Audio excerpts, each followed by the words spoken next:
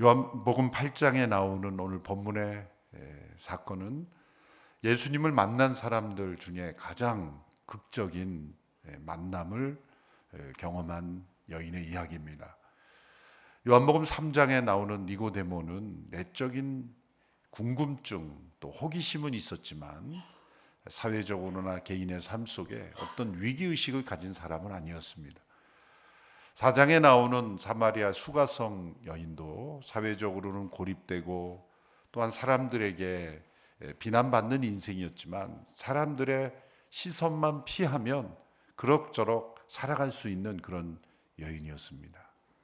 5장에 나오는 베데스다 연못가에 38년 된 병자도 삶의 소망도 다 잃어버린 채 그저 연못가에 왜 있는지조차 모르는 상황이었지만 그러나 생명을 이 위급함을 느끼는 그런 응급 환자는 아니었습니다. 그래서 왜 예수님께 이 바리새인들이 이 병자를 고쳐서 안식일을 범하게 하느냐 그런 비난을 받기도 했습니다. 오늘 본문에 나오는 이 여인은 상황적으로나 내면적으로나 모든 상황에서 가장 위급한 상황에서 주님을 만났습니다. 예수님을 무너뜨리고 또 죽이려는 그러한 음모를 가진 유대 지도자들, 율법학자들과 바리새인들이 가늠하다 붙잡힌 한 여인을 예수님께 이끌고 온 것입니다. 이러한 죄가 사람들에게 공개됐을 때 수치와 또 능욕을 당하는 것이지만 그러한 여인을 또 공개적으로 사람들에게 끌려오게 하고 또 예수님 앞에 이렇게 있게 하는 죄인인 것은 분명하지만 그 죄를 가지고 그 인격 자체를 완전히 무너뜨려 버리는 그러한 유대 지도자들의 그 죄에 우리는 놀랄 수밖에 없습니다. 이들이 예수님께 여인을 끌고 온 것은 예수님을 시험하려 했다는 것이 분명히 기록되어 있습니다. 4절에서 6절 전반부까지의 말씀을 보면 선생님이 여자가 간음을 하다가 현장에서 붙잡혔습니다. 모세는 율법에서 이런 여자들은 돌로 쳐 죽게 한다고 우리에게 명령했습니다. 선생님은 뭐라고 하시겠습니까? 그들이 이런 질문을 한 것은 예수를 시험해 고소할 구실을 찾으려는 속셈이었습니다. 여인은 죄가 확연히 드러나 자신의 죄를 부인할 수도 변명할 수도 없이 형벌만을 기다리고 있는 여인이었습니다. 그러나 이러한 여인을 이용하여 예수님을 시험하고 또 고소할 구실을 찾으려는 이러한 죄인의 모습을 우리는 봅니다. 자신의 죄를 인정하지 않을 뿐만 아니라 모든 것을 이용하여 자신의 목적을 이용하려고 죄인을 더 깊은 파멸에 몰아넣음으로 자신의 목적을 이루려는 이런 악한 죄인들의 모습을 우리는 봅니다. 이것이 왜 예수님께는 고소할 구실을 마련할 속셈을 가진 것입니까?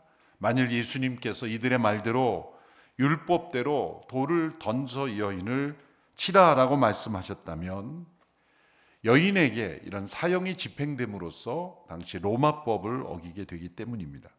당시 유대인들에게는 사형을 집행할 권한이 없었습니다.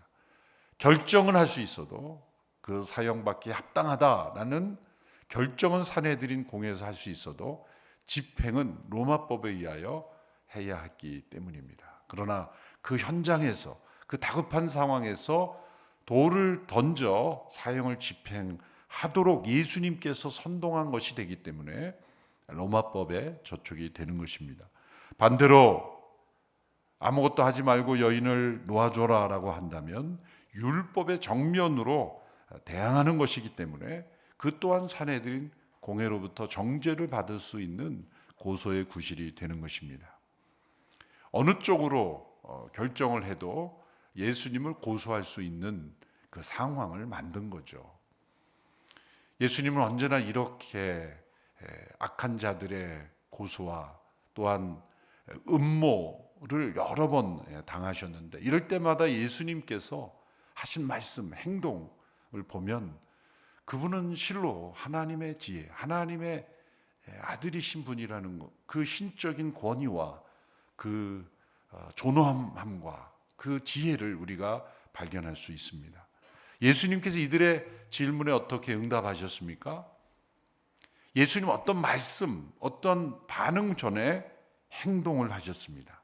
6절 후반부에 그 예수님의 행동이 나오죠. 우리 함께 읽어볼까요? 시작. 그러나 예수께서는 몸을 구부린 채 앉아서 손바닥으로 바닥에 무엇인가를 쓰기 시작했습니다. 예수님은 말씀으로 행동하시기 전에, 대답하시기 전에 행동하셨습니다. 바닥에 무엇인가를 쓰기 시작했다. 예수님께서 글을 쓰셨다는 유일한 장면이죠. 사람들은 이 본문을 읽으면서 예수님이 무엇을 쓰셨는가, 여기에 관심을 집중하죠. 그래서 많은 해석들이 나옵니다. 가장 대표적으로는 10여 명을 쓰셨을 것이다. 또 어떤 예수님에 대한 영화를 보면 그 자리에 모여 있는 사람들, 특히 그 바리새인들과 서기관들, 율법학자들의 죄를 거기에 쓰셨을 것이다. 이런 많은 상상, 그래서 자신들의 죄가 드러났기에 도망하였다. 그런 상황을 설명하죠. 그러나 다 일리 있는, 또 상상할 수 있는 그러한 내용이기도 합니다. 그러나 하나님께서 정확하게 말씀하지 않은 것을 우리가 또 주장할 필요는 없습니다. 무엇을 쓰셨을까에 대한 상상보다 더 중요한 것은 이 행위 자체입니다. 왜 이런 행동을 하셨는가, 거기에 초점을 두는 것이 더 중요합니다. 그 쓴 내용보다 더 중요한 것은 이렇게 예수님을 고소하려고 음모를 가지고 이 상황 속에 예수님을 몰아넣으실 때 어떤 대답을 해도 예수님은 고소받을 그런 일종의 부비 트랩처럼, 부비라는 것은 바보란 뜻이고 트랩이라는 건 덫이란 뜻이죠. 그래서 무심코 물건을 들거나 문을 열거나 그럴 때 영화 같은 데 보면 폭발하도록 만드는 그런 장치를 부비 트랩이라고 하죠. 일종의 부비 트랩처럼 그렇게 만들어 놓은 이 질문 앞에서 예수님께서 전혀 생각하지 못한 행동을 하신 겁니다.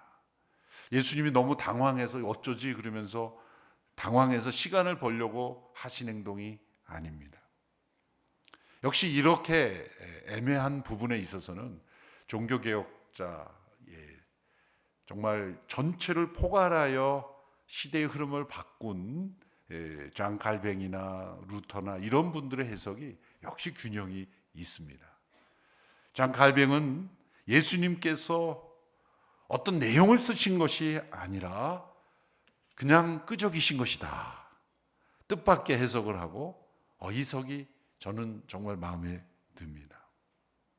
왜냐하면 이 예수님을 고소할 음모를 가지고 찾아오고 그 급박한 상황에서 가늠하다 붙잡힌 여인을 정죄하며 그 분노하며 모인 군중들 앞에서 예수님께서 어떤 메시지를 주거나 혹은 어떤 의미를 가질 수 있는 내용을 쓰셨다기보다 일종의 무언의 행위 예술로서 그 상황을 반전시키는 액션을 취하셨다라고 보는 것입니다. 또 이러한 해석의 근거에서 그 갈뱅의 해석의 연이어서 크랙 반즈라는 그 신학자는 우리가 누군가 말도 안 되는 그런 이야기를 가지고 막 항의하거나 고소하거나 그리로 온 사람 앞에서 줄 수 있는 약간의 모욕이나 건 뭡니까? 괜히 낙서하는 거죠, 이렇게. 아니, 심각하게 뭔가 얘기하는데 그냥 엉뚱하게 그냥 이렇게 종이에다 말 찍고 있으면 그 느낌이 어떻겠어요? 상대방이 느끼기에. 나를 지금 무시하는 건가? 그러죠. 무시하는 거죠.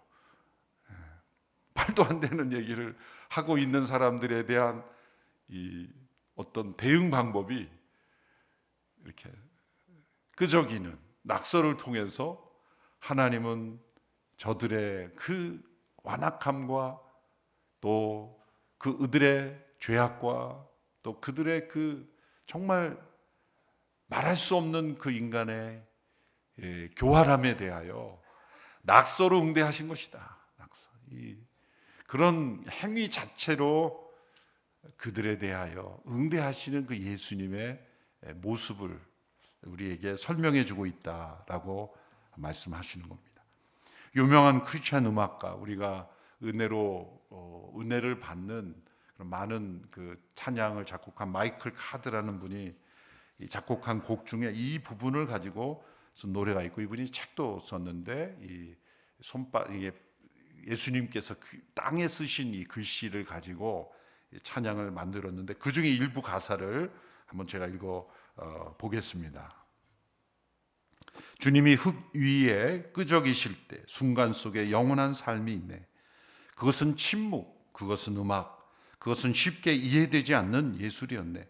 몸을 굽히사 한마디 말씀도 없이 거대한 울림을 이루셨네. 십계명을 새기신 그 위대한 손, 이분은 이제 십계명이라는 해석을 받아들인 거죠. 바로 그 손가락으로 흙 위에 끄적이셨네. 흙 위에 끄적이신 희공간의 여백 안에서 귀 있는 자와 눈 있는 자들은 듣고 보게 되고 그분의 사랑에 매여 아무도 돌을 던지지 못하였네. 그리고 그분과 여인만이 남게 되었네. 당신의 손, 이제 내 영혼의 흙에 자취를 남기소서. 그 신비한 여백 속에서 깨닫게 하소서. 그 인자한 손을 못 박은 것은 나의 죄악이었음을 결코 내가 알 수 없을 끄적이신 그 말씀, 내 영혼의 흙 위에 적혀 있네.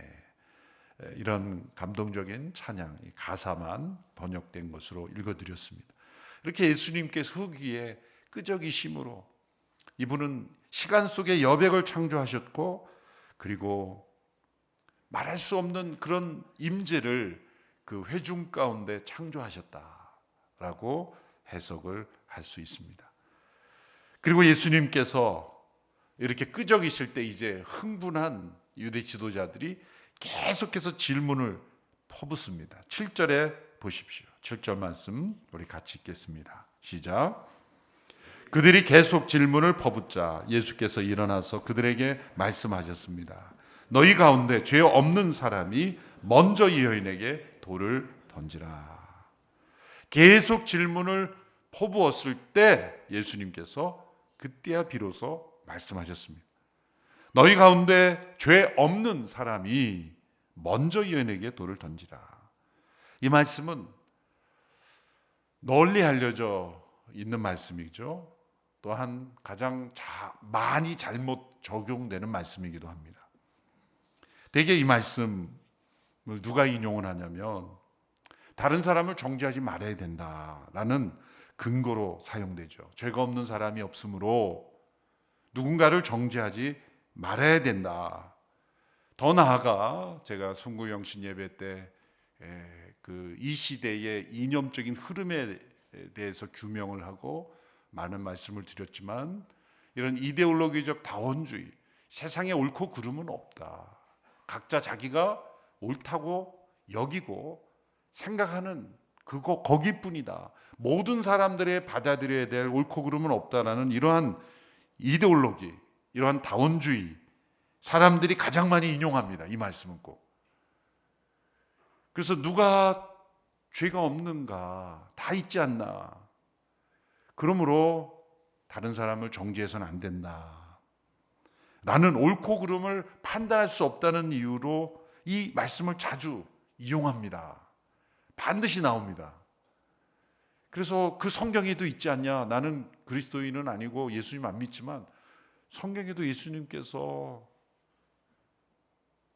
정죄하지 않았던 여인이 있지 않냐? 그러므로 옳고 그름을 따져서는 안 된다 라는 말씀으로 인용하면서 마치 옳고 그름이 존재하지 않는 근거로 이 말씀을 인용하는데, 거기에 속임수가 있고 이 말씀을 잘못 해석한 말씀이 있음을 기억해야 돼요. 누군가 이 말씀을 가지고 누가 누구를 정죄할 수 있냐, 옳고 그름은 없는 것이다 라는 식으로 몰아가면 여러분들이 이 말씀을 정확하게 말씀 있으셔야 돼요.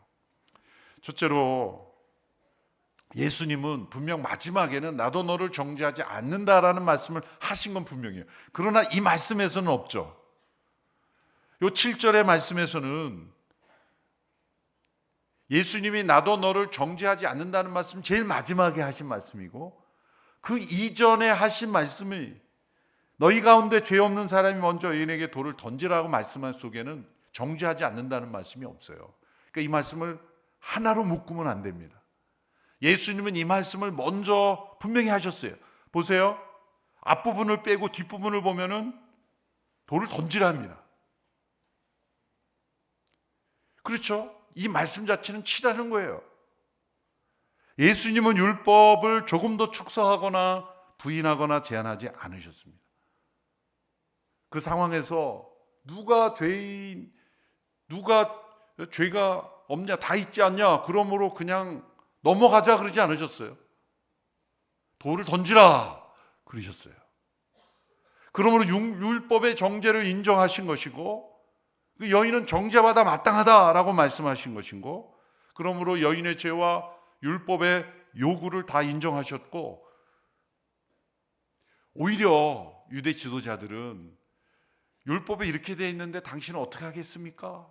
라고 말하는 거예요. 자신들이 그렇게 옳다고 믿었으면 옳은 대로 하면 될 것이지, 예수님께 끌고 와서 자신들은 오히려 아무것도 하지 않은 채 예수님만 궁지에 몰아넣으려고 한 것이죠. 자, 이 말씀 그대로만 7절에 보면 너희 가운데 죄 없는 사람이 먼저 이 여인에게 돌을 던지라. 이 말씀의 결론은 돌을 던지라는 거예요. 그런데 조건을 붙인 거죠. 죄 없는 사람이 먼저 돌을 던지라 라고 말씀하신 겁니다. 그러므로 이 말씀 자체에서는 정죄를 하신 겁니다. 옳고 그름을 따지신 겁니다. 여인은 잘못됐다, 옳지 않은 것이다, 정죄받아 마땅하고 모세 율법대로 돌에 맞아 합당하다라는 정죄를 하신 거예요. 그런데 돌을 던질 수 있는 자격을 덧붙이신 거예요. 죄 없는 사람이 먼저 돌을 던지라. 그러므로 옳고 그름을 판단하지 말자라는 말은 이데올로기, 잘못된 이데올로기라는, 세상에 옳고 그름은 존재하는 것이고 하나님의 율법에 그것이 나타난 것이고, 우리는 옳고 그름이라는 하나님의 판단 앞에 서야 한다는 거예요. 절대적인 판단의 기준은 존재한다는 겁니다. 절대적인 진리는 존재한다는 겁니다. 우리를 판단하시고 심판하실 그분은 계시다는 겁니다. 그런데 두 번째로 이 말씀을 그렇게 옳고 그름은 없으니 모든 것은 서로 인정하자는 식으로 이데올로기적으로 해석하는 사람들의 거짓은 어디서 나타나냐면, 자, 이 말씀을 근거로 옳고 그름을 판단할 수 없다 말하는 사람들조차 또 죄 없는 사람이 없으니 라고 하는 말에는 뭐냐면 모든 사람이 죄인이라는 걸 인정하는 거 아니에요. 모든 사람이 다 죄인인데 누가 누구를 정죄할 수 있느냐, 그 이면에는 모든 사람이 죄인이라는 죄의 보편성을 받아들이는 거예요. 그렇게 말해놓고 또 모든 사람은 죄인이라고 말하면 누가 죄인이라고 말하면 나는 죄인이 아니라고 말하는 거예요. 계속해서 미꾸라지처럼 피해 나가는 거죠. 진리 앞에 서지 않고 계속 피해 나가는 거예요.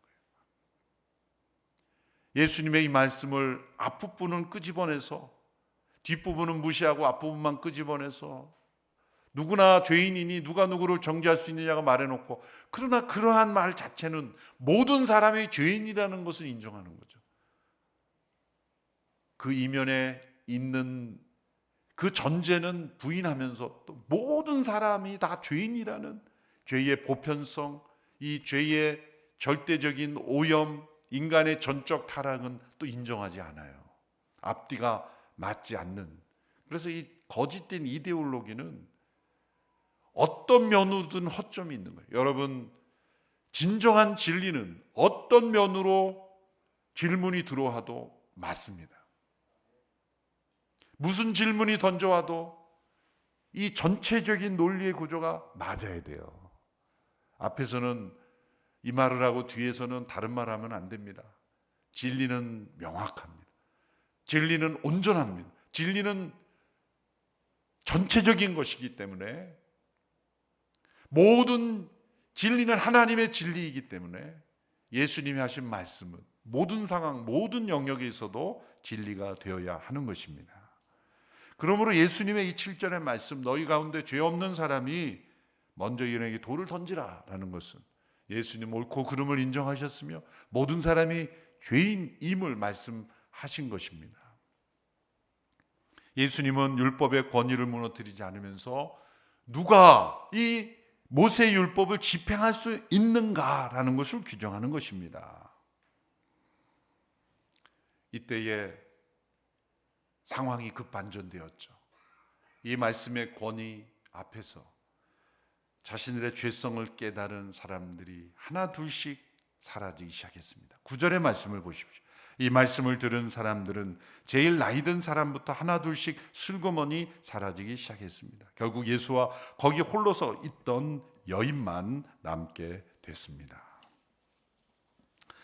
여기에 제일 나이 든 사람부터 하나 둘씩 슬그머니 사라지기 시작했다. 어떤 신학자는 오래 사신 분들은 그만큼 지은 죄가 많아서 그럴 것이다, 이렇게 어르신들이 기분 나빠할 해석을 하는 사람도 있습니다. 그런데 결코 그렇지 않습니다. 여러분, 죄의 인식은 나이에 비례하는 게 아닙니다. 젊은 사람도 오래 살지 않아서 죄를 적게 지은 것이 아니라 양심이 더러우면 나이가 젊어도 죄가 많은 법이에요. 저는 왜 제일 나이 든 사람부터 사라지는가? 그것은 깨닫는 지혜, 경험을 통해 깨닫는 지혜가 많았기 때문이에요. 인생의 경험과 지혜를 통해 인간의 죄와 허물과 연약함을 더 깊이 빨리 인식하기 때문이에요. 이제 예수님과 여인만 단둘이 남게 되었습니다. 두려워 떨고 있는 여인에게 말씀하셨습니다. 바리새인들에게는 단 한마디 말씀은 안 하셨죠. 계속 끄적이시다가 너희 가운데 죄 없는 자가 먼저 돌을 던지라, 딱 한 말씀만 하셨어요. 그런데 여인에게는 여러 말씀을 주셨어요. 10절, 11절 말씀 우리 같이 읽겠습니다. 시작. 예수께서 일어나 여인에게 물으셨습니다. 여인아, 그들은 어디 있느냐? 너를 정죄한 한 사람도 없느냐? 11절, 여인이 대답했습니다. 선생님, 없습니다. 예수께서 말씀하셨습니다. 나도 너를 정죄하지 않겠다. 이제부터 다시는 죄를 짓지 마라. 이렇게 길게 말씀하셨죠. 얼마나 자상하십니까? 그들은 어디 있느냐? 율법에 의하면 돌에 맞아 정죄받아 마땅한, 벌을 받아 마땅한 그 죄인에게 예수님은 한없는 긍휼의 대화를 나눠주셨습니다. 그리고 놀라운 복음을 선포하셨습니다. 나도 너를 정죄하지 않겠다. 이제부터 다시는 죄를 짓지 마라. 자, 여기에서 앞서 제가 말씀드린 대로 누가 누구를 정죄할 수 있느냐라고 옳고 그름을 규정할 수 없다라고 말하는 사람들에게 던져야 하는 세 번째 중요한 포인트가 여기에 나옵니다. 예수님께서 정죄하지 않는다는 말씀을 하셨습니다. 그런데 이것은 예수님만이 하실 수 있는 겁니다. 왜냐하면 예수님의 말씀하신 그대로 너희 가운데 죄 없는 자가 먼저 돌을 던지라고 말씀하셨을 때 돌을 던졌어야 되는 분이 계십니다. 바로 예수님이시죠. 그 가운데 죄 없는 분이 누구십니까? 예수님이십니다. 예수님은 그 여인에게 돌을 던지실 수 있는 분이고 모세 율법에 의하면 돌을 던져야 하시는 분입니다. 죄가 없는 그분, 유일한 그분만이 이 여인을 향하여 돌을 던질 수 있는, 그 여인을 정죄하고 심판할 수 있는 분이십니다. 바로 그분이 내가 너를 정죄하지 않는다라고 말씀하신 겁니다.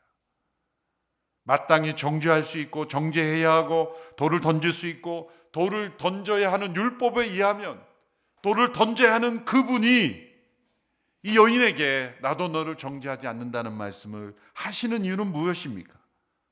그것은 옳고 그름은 세상에 없으니 서로 판단하지 말고 넘어가자는 뜻이 아닙니다. 이 여인이 맞아야 될 그 돌을 예수님 당신 자신이 십자가에서 맞으심으로 정죄받으시고 대신 죽임 당하시는 십자가에 은혜가 있기 때문에 내가 너를 정죄하지 않는다고 말씀하시는 거예요. 우리를 심판하실 수 있는 권한과 마땅히 심판하셔야 되는 그 공의로우신 심판자께서 그 심판의 돌을 우리를 대신하여 담당하셨기에 내가 너를 정죄하지 않는다. 세상에 옳고 그름이 존재하지 않기 때문에 정죄하지 않는다는 것과 세상에 옳고 그름이 분명히 존재하고 그 기준에 의하여 심판하셔야 마땅한 분이 그 대가를 대신 담당하셨기에 정죄하지 않는다고 말씀하신 것은 다른 거예요. 그러므로 이 말씀을 잘못 이용해서는 안 되는 거죠. 세상에 누구도 정죄할 수 없고 누구도 심판할 수 없고 누구도 옳고 그름을 판단할 수 없기 때문에 서로 정죄하지 말라는 것과 분명히 옳고 그름이 있고 정죄하셔야 되고 정죄할 분이 계심에도 그 죄를 처리하시는 분이 정죄하지 않는다고 말하는 것과는 다른 거예요. 그러므로 이렇게 십자가의 구원의 복음을 이 세상의 이데올로기적 다원주의에 빠진 사람들이 끄집어다가 잘못 이용하는 거예요. 이 엄청난 복음의 말씀을 우리 성도들이 올바로 답변하지 못하고 이데올로기에 빠진 사람들이 누가 누구를 정죄할 수 있느냐? 그럼 여러분이 말해야 돼요. 그러면 당신은 모든 사람이 죄인이라는 걸 인정하시는 거네요. 그렇게 따져야 되는 거예요. 우리 성도들이 너무 착하게만 해서는 안 돼요. 좀 따지기도 해야 돼요. 당신이 그렇게 얘기하는 거 보니 모든 사람이 죄인이라는 성경은 인정하시는 거네요. 그렇게 좀 따져야 돼요. 그러면 거기까지는 생각 못했네요. 그럴 거예요. 여러분, 우리가 믿는 진리가 완전한 진리이기 때문에 우리가 말씀을 있는 그대로만 이해하면 우리는 세상의 모든 거짓된 사상을 능히 이길 수가 있어요. 옳고 그름이 존재하지 않기에 정죄할 수 없다가 아니라 옳고 그름은 분명히 존재하고 정죄하셔야 되는 그분이, 우리를 심판하실 그분이 우리의 구원자가 먼저 되시기 때문에 심판에 이르지 아니하게 하시는 거예요. 그러고 나서 한마디 더 하셨잖아요. 다시는 가서 죄를 짓지 마라. 그냥 넘어간 게 아니에요. 사람들이 어떤 상태에 있든지 그냥 있는 그대로를 수용해 주어라. 그 사람의 선택이고 그 사람이 가치 있게 여기고 그 사람이 원하는 거면 서로 정죄하지 마라. 예수님도 정죄하지 아니하셨냐? 항상 요 마지막 말씀을 빼먹는 거예요. 이데올로기는 항상 진리에서 한두 단어를 빼먹고 이용해서 자신들의 사상을 만들어가죠. 다시는 가서 죄를 짓지 말라고 하신 예수님의 말씀은 빼먹는 거예요. 자, 예수님의 세 말씀을 보면 완벽한 진리시죠. 죄 없는 자가 먼저 돌로 치라. 옳고 그름이 있다. 정죄받아 마땅하다 말씀하죠. 그러나 정죄할 수 있는 분, 돌을 던질 수 있는 분, 심판할 수 있는 그분이 나로 너를 정죄하지 않는다는 용서와 은혜를 선포하셨고, 그리고 마지막에 다시는 가서 죄를 짓지 말라는 올바른 삶의 교훈을 주신 거예요. 세상의 종교와 이데올로기는 어떻게 말합니까? 너의 삶을 고쳐야 정죄받지 않을 수 있다고 말하는 거예요. 우리가 바르게 고쳐야 하나님 앞에 인정받을 수 있다. 그것이 종교의 윤리고 그리고 이데올로기예요. 여러분, 새해를 시작하면서 내가 올 한 해 올바르게 삶으로 하나님 앞에 서겠습니다. 이게 종교생활을 하는 거예요. 우리에게는 먼저 이 복음의 은혜가 선포된 겁니다. 로마서 8장 1-2절에 그러나 이제 그리스도 예수 안에 있는 사람들은 정죄를 받지 않습니다. 이는 그리스도 예수 안에 있는 생명의 성령의 법이 죄와 죽음의 법에서 여러분을 해방했기 때문입니다. 이 말씀을 다시 한번 함께 읽어볼까요? 자막을 통해서 함께 읽어보겠습니다. 로마서 8장 1절 2절 말씀. 네, 같이 읽습니다. 시작. 그러나 이제 그리스도 예수 안에 있는 사람들은 정죄를 받지 않습니다. 이는 그리스도 예수 안에 있는 생명의 성령의 법이 죄와 죽음의 법에서 여러분을 해방했기 때문입니다. 이 순서가 중요한 것입니다. 예수님이 이렇게 말씀하지 않으셨습니다. 다시는 죄를 짓지 마라. 그러면 내가 너를 정죄하지 않겠다. 이 말씀이 아니에요. 이건 율법이죠. 예수님이 이렇게 말씀하셨습니다. 내가 너를 정죄하지 아니하노니 다시는 가서 죄를 짓지 마라. 이것은 우리를 정죄할 수 있고 정죄에 마땅하고 돌을 던져 심판에 처해야 마땅한 그분께서, 심판자께서 우리의 먼저 구원자가 되시기 때문에 우리를 심판하지 아니하노니 죄를 짓지 마라. 우리가 죄를 짓지 않는 것은 스스로 능력이 있어서가 아니라 우리는 죄를 지을 수밖에 없는 연약한 죄인이며 정죄받아 마땅한 죄인이지만 심판자이신 그분이 우리를 대신히 행함으로 먼저 용서하시고 은혜를 베풀어 주셨기에 우리가 죄를 짓지 않을 수 있는 능력이 우리 가운데 일어나는 거예요. 진리를 행할 수 있는 능력이 어디서 옵니까? 은혜에서 오는 겁니다. 풍성한 은혜가 우리가 진리를 행할 수 있는 능력, 죄를 짓지 않을 수 있는 능력이 바로 풍성한 은혜에서 나오는 겁니다. 그러므로 어린 자녀들에게 은혜를 많이 베푸세요. 어린 자녀들이 잘못을 해봐야 얼마나 심각한 잘못을 저지르겠어요. 그렇지 않습니까? 웬만하면 넘어가세요. 공부를 좀 못해도 그게 그렇게 죄가 아니에요. 알고 보면 부모님의 IQ가 좀 유전된 걸 수도 있어요. 왜 그렇게 본인이 못한 걸 자녀에게 강요하세요? 네. 제가 수학을 너무 못했기 때문에 우리 딸이 수학을 못해서 근데 아내는 수학을 너무 잘했기 때문에 이해를 못하는 게 가르쳐줘도 제가 들어오면 제 딸은 막 그냥 너무 행복하는 거예요. 아빠도 안 됐으니 너도 안 되는 게 당연할 수 있어. 괜찮아. 그래서 제가 그렇게 해서 공감대가 이루어지는 거죠. 여러분, 세상에 우리가 이 주님의 말씀으로부터는 은혜만이 우리를 진리 가운데로 바로 세우는 겁니다. 새해를 시작하면서 우리 자신의 결심, 결단, 각오, 그게 중요한 게 아니에요. 그거는 1시간 지나면 사라지고 하루 이틀 사라지면 사라지는 거예요. 이 주님의 임재, 주님의 복음, 주님의 약속, 주님의 말씀, 주님의 살아계심이 우리에게 더 중요한 겁니다. 길과 진리 되신, 생명 되신 예수님과 동행하며 올 한 해 이 위기 상황에 처해 있는 이 여인을 어떻게 대하셨는가를 묵상하며 우리의 삶의 위기 가운데 주님을 만날 수 있게 되기를 바랍니다. 주님은 위기 가운데 처해 있는 영혼들에게 지금도 말씀합니다. 나도 너를 정죄하지 않으니 다시는 가서 죄를 범치 말라. 이 복음으로 새로워진 한 해 되기를 주님의 이름으로 축원합니다. 기도하겠습니다. 살아계신 하나님, 우리를 심판하신, 정죄하셔야 되는 옳고 그름 앞에 서는 저희들, 주님의 의로우심 앞에 죽을 수밖에 없는 저희들이지만 그 죽음을 대신 담당하시는 은혜로 우리를 구원하시니 감사합니다. 우리를 용서하시니 감사합니다. 우리를 새롭게 하시니 감사합니다. 그리스도 예수 안에 있는 자에게는 결코 정죄함이 없다고 하신 말씀, 그 한없는 은혜로, 그 풍성하신 사랑으로 우리를 이끌어 주시니 감사합니다. 올 한 해도 길과 진리와 생명 되신 예수님 임재 앞에 나아가는 저희들 되게 하옵소서.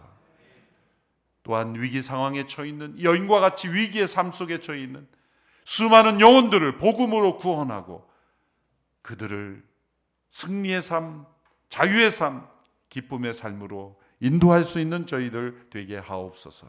예수님의 이름으로 기도하옵나이다. 아멘.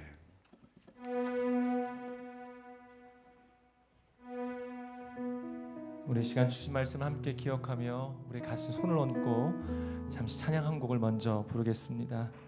주의 음성을 내가 들으니 사랑하는 말일세 믿는 마음으로 주께 가오니 나를 영접하소서.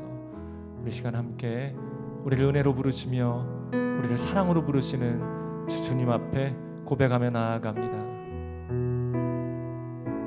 주의 음성을 내가 들으니 사랑하는 말일세 믿는 마음으로 주께 가오니 나를 영접. 다시 한번 고백합니다. 주의 음성을 내가 들으니 주의 음성을 내가 들으니 사랑한다 말일세 믿는 마음으로 주께 가오니 나를 영접하소서. 고백합니다. 내가 매일 십자가 앞에 십자가 앞에 더 가까이 가오니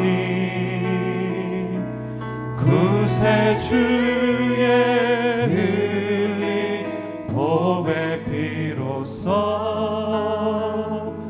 나를 한 번 더 고백하십시오. 내가 매일 십자가 앞에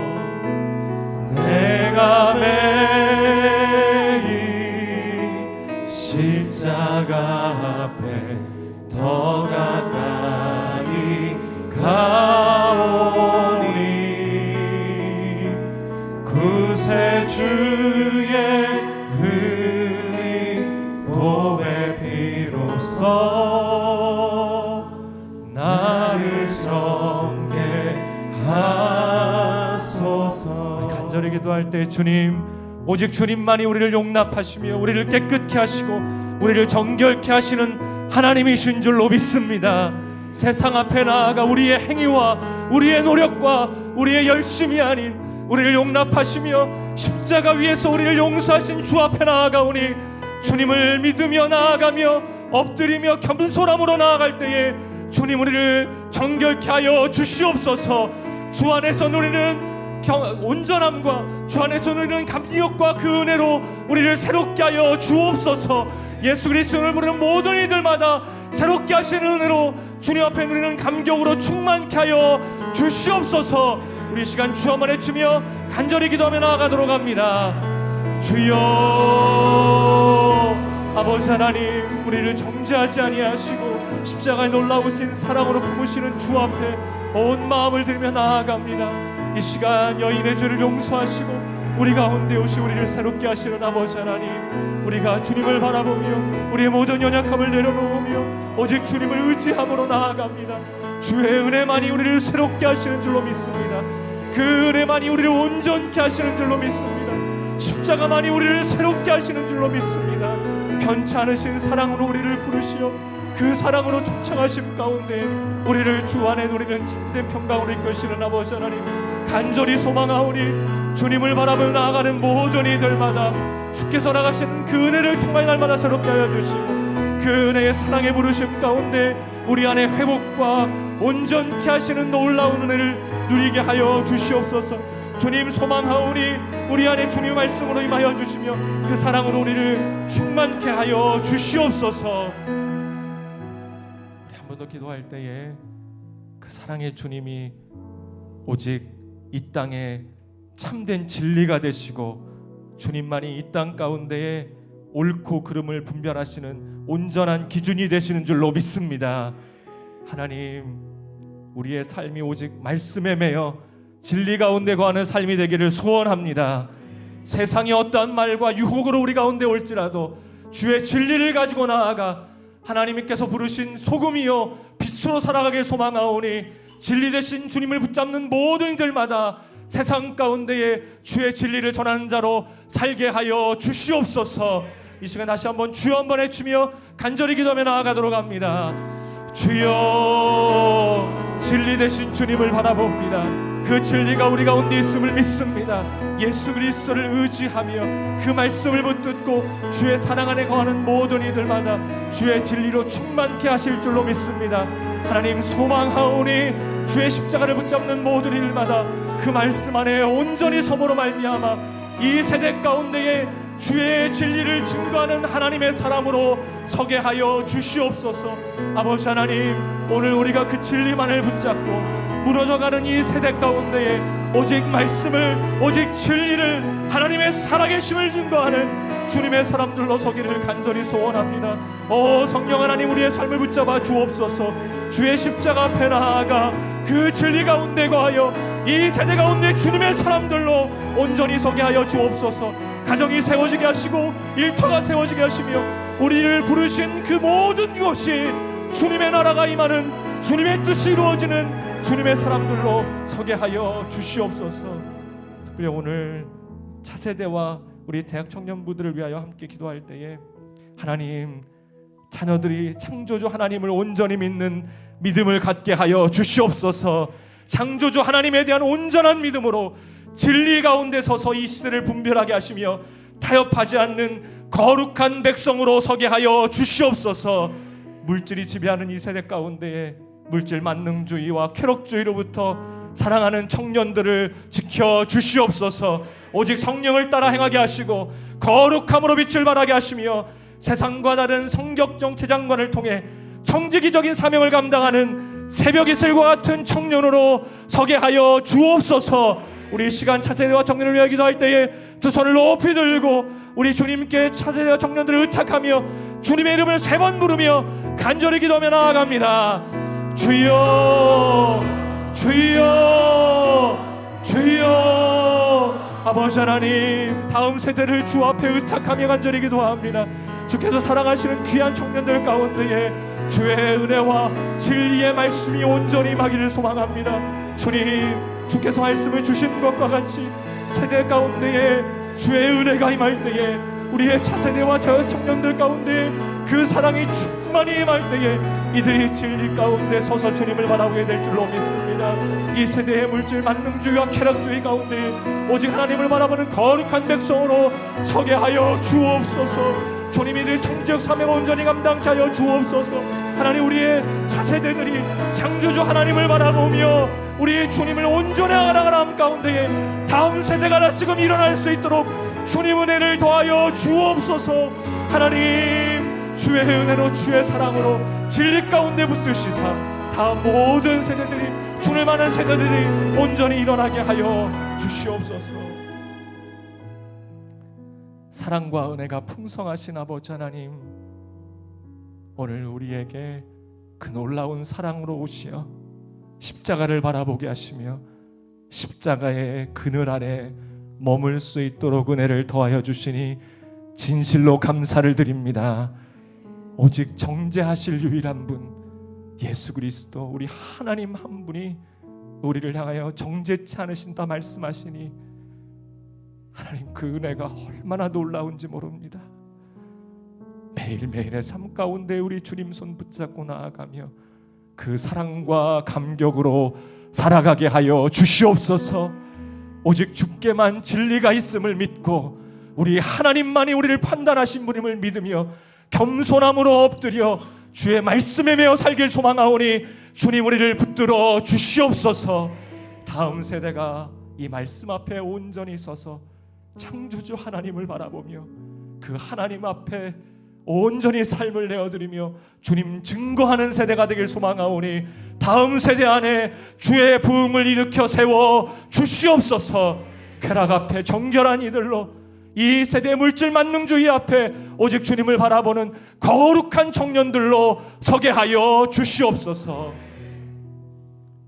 이제는 우리 구주 예수 그리스도의 은혜와 하나님의 사랑과 성령의 교통하심이 오직 예수 그리스도의 십자가, 그 사랑의 은혜 앞에 머물며 하나님만이 우리의 삶의 모든 것임을 고백하고 진리만을 붙잡고 살아가길 소망하는 이곳에 모인 하나님의 거룩한 백성들과 다음 세대와 온 열방의 선교사님들 가운데 영원토록 함께 하시기를 간절히 축원하옵나이다. 아멘.